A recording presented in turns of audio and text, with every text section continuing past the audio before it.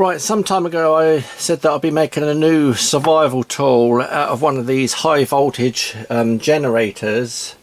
I got this on in Banggood, and many people say they're the modules out of tasers and stun guns and things like that. And out of one of those, and a bit of plastic pipe, a couple of switches and a plug socket, battery holder, I've made up this electronic igniter. In fact, it's a bit of a multi-purpose tool. You can actually use it to light gas. You could light tinder with it, or the char cloth. It would actually ignite wire wool and things like that. Plus, you could actually use it as a self-defense weapon within your home if you had someone break in or whatever. It's powered by one of these 3.7 volt lithium ion batteries, the LC26650, and you can get these fairly cheap on eBay or whatever. And I've actually got a battery holder for that one, which I've fitted inside the tube, and I'll show you how I made the tube components in a minute. I've put two switches on it for safety, so you have to arm the device like this first, and then this is the on button for actually using it.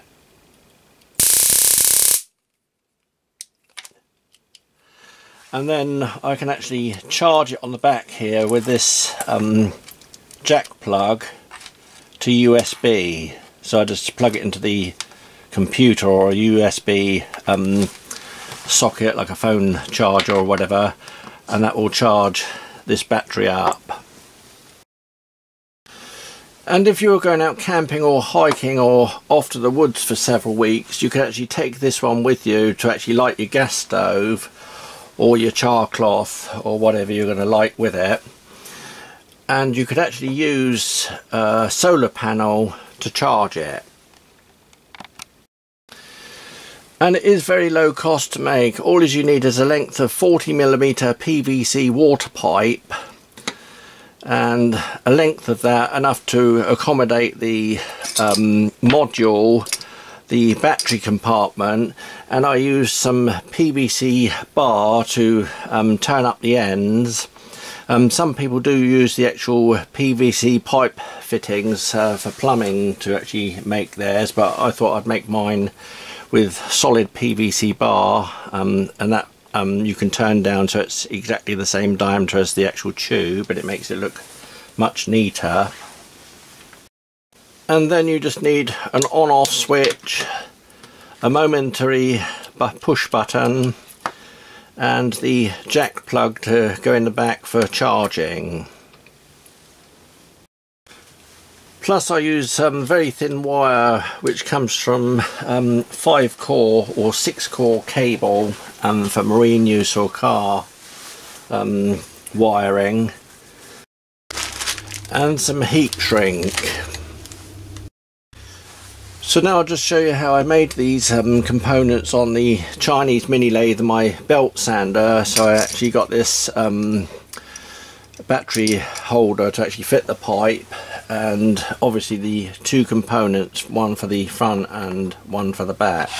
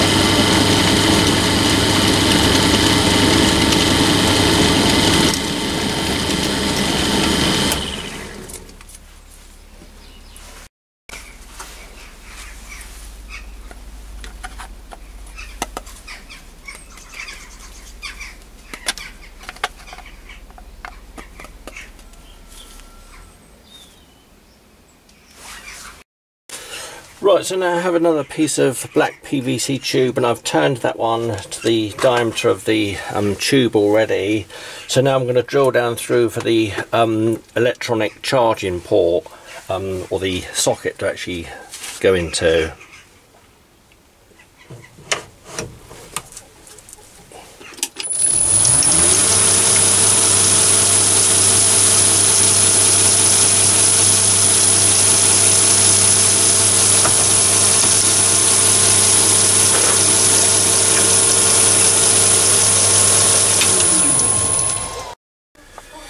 So after drilling, I need to actually reduce the wall thickness of this part of the back here to allow this plug socket to go through, so I can actually put the nut on. So I'm going to use this boring bar here, and I've set a stop on the machine so that the boring bar stops in line with the shoulder. So I know that when I actually part this piece off, if I part it off so that the shoulder is about 100 thou thick, then I know that the actual wall thickness at the back there will be about 100 thou thick. So you can see there the setting on the actual stop,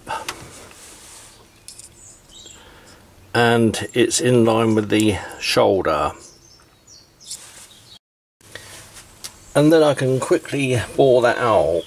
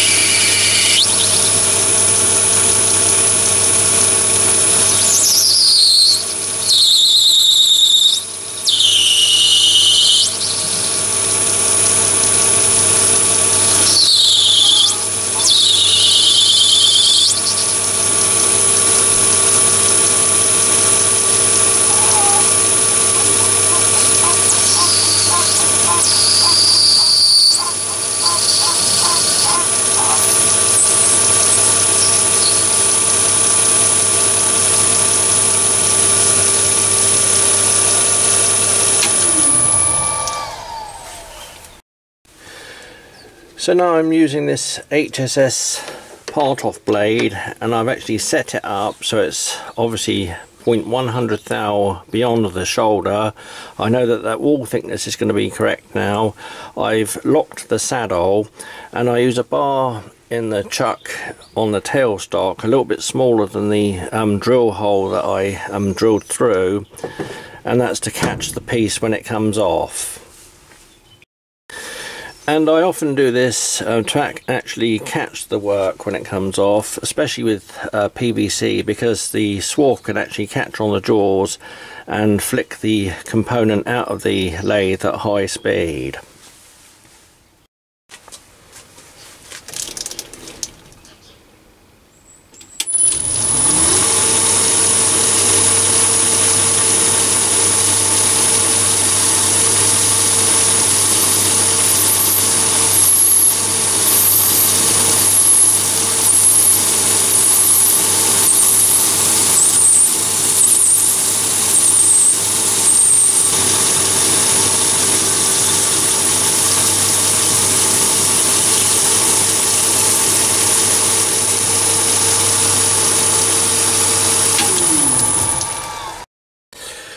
And now I can just turn that one round in the jaws and face the back face off so it's nice and flat.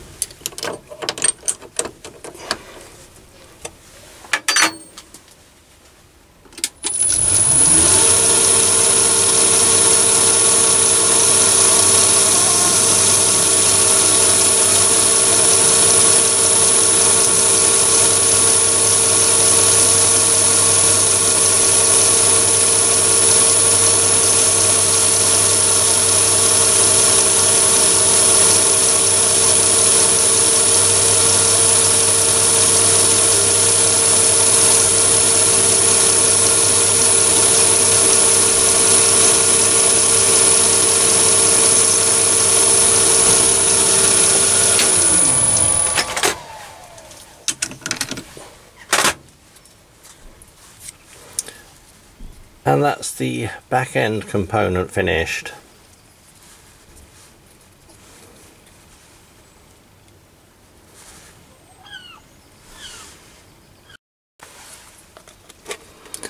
And that one will push in there on a nice tight fit when I've done all the wiring.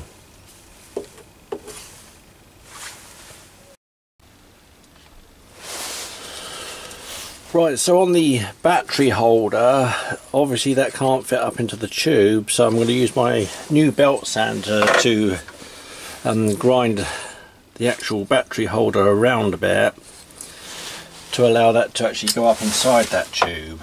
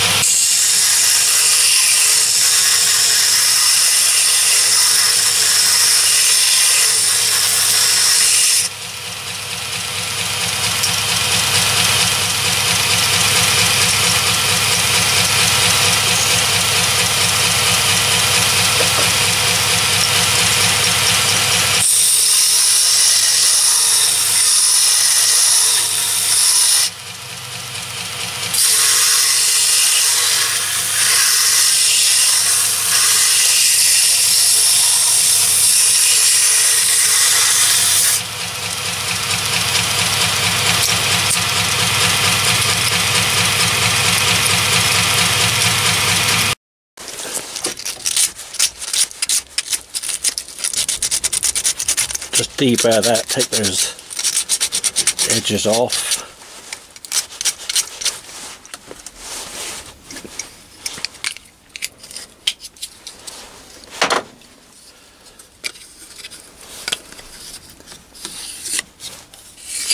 And that fits brilliantly now.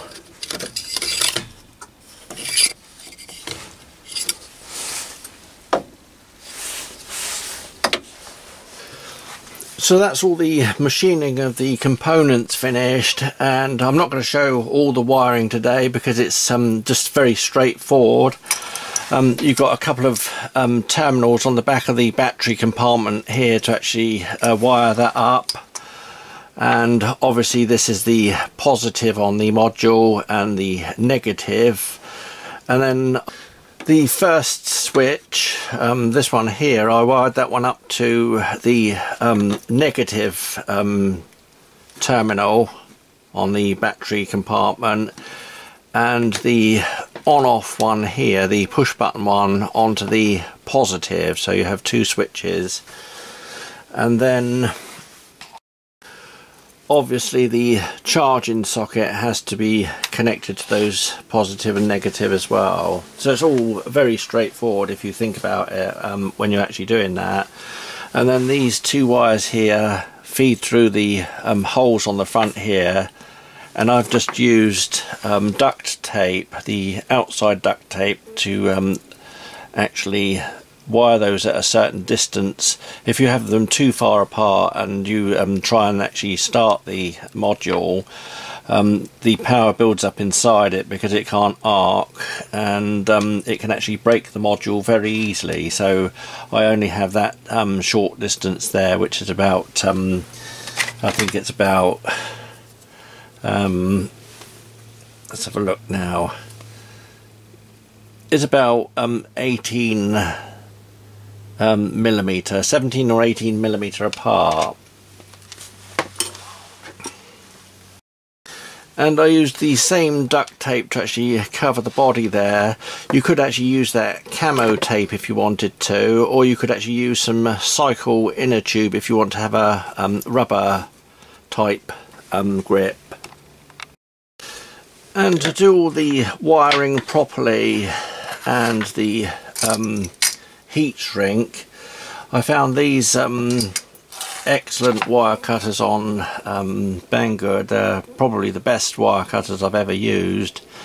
Absolutely perfectly ground, so that when you actually strip the wire, it doesn't actually take any of the internal wire off at all.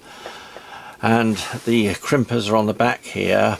These are very low cost but very high quality wire strippers, and you can actually get them, I think, in probably about 5 different types. This one's for cables. Really excellent tool again, and really well made. And for the heat shrink, I got this tool here.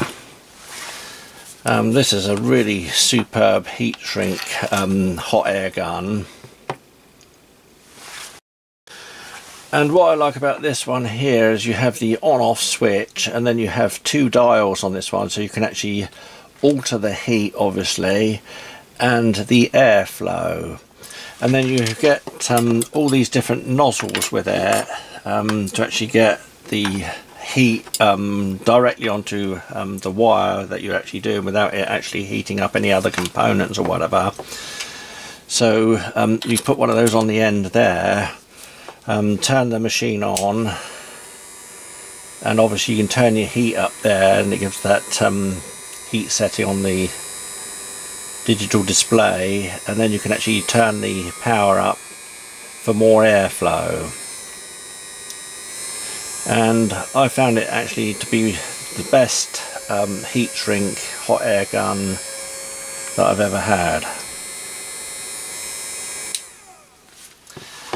And with these nozzles, I just tighten them up enough so that they just slip on and they won't actually fall off. I don't over tighten them so that you can't actually quickly get them off. Just enough, like I say, to actually grip. And they do supply a small stand with it as well, but I found that you don't really need that. It's probably good to stop it actually rolling, but with the bulk of this tool part here, it keeps the nozzle up off the deck anyway. And it's made of really nice high quality ABS type plastic, and there's quite a few reviews online about this one because it's such a good tool.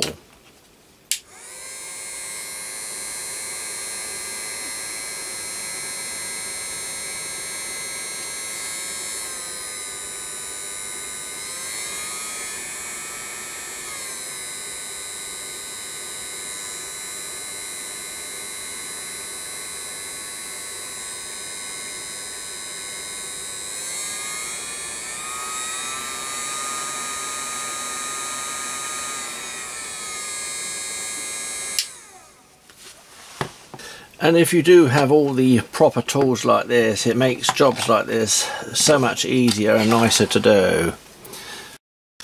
And just before I go, I'd just like to say that you can actually also get this on Banggood, the cable 5.5 male jack plug with the USB. Just before I go, I'd just like to say that if you do make one of these, be really careful with it and don't let any children get hold of it. I have seen online on 1 or 2 YouTube videos where people have actually touched this when it's on, and it can give you a really nasty shock. And I'll just turn off the floodlights a minute so you can actually see the effect of it.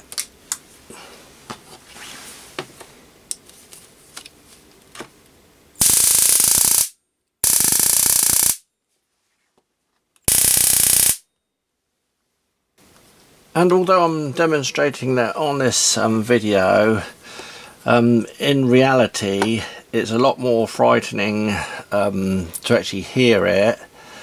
The noise is so loud that it's actually dulling down the microphone on the video camera. It is quite a frightening noise to actually hear it going.